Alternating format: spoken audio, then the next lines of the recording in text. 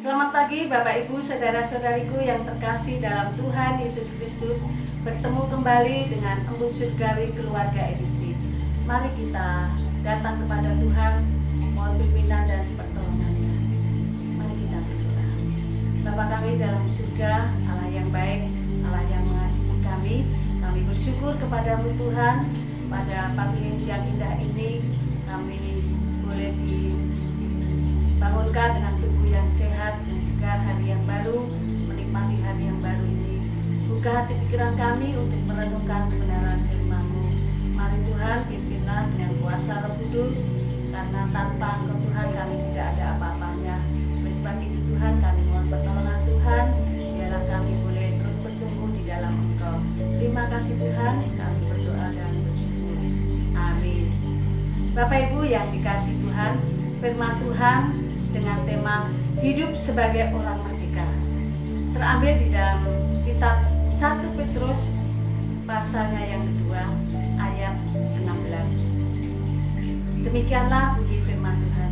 Hiduplah sebagai orang merdeka dan bukan seperti mereka yang menyalahgunakan kemerdekaan itu untuk menyelubungi kejahatan-kejahatan mereka, tetapi hiduplah sebagai hamba Allah.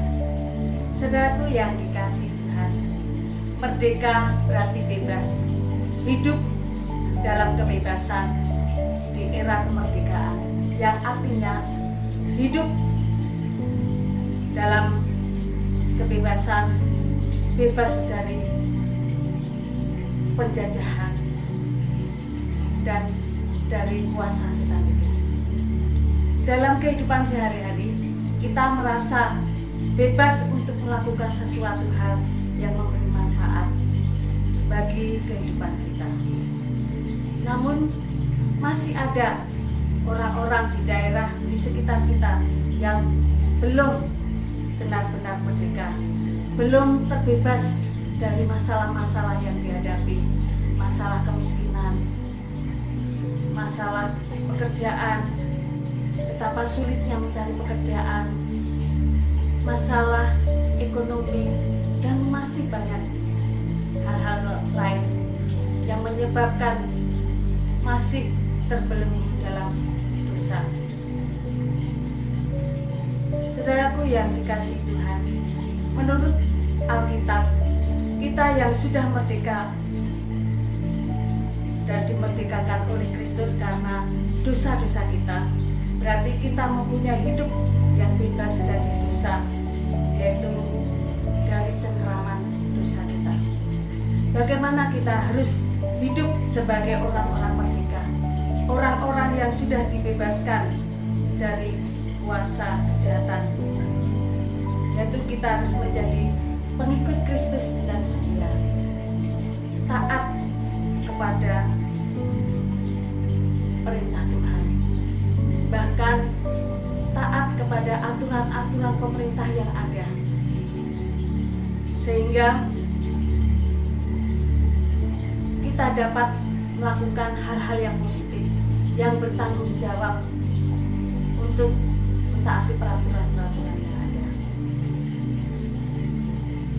Sebagai orang yang sudah dibebaskan dari kuasa dosa, kita harus memiliki cara hidup yang baik, yang menyenangkan hati Tuhan, yang memuliakan Tuhan, yaitu menjauhkan dari keinginan-keinginan daging yang hanya untuk memuaskan hawa nafsunya.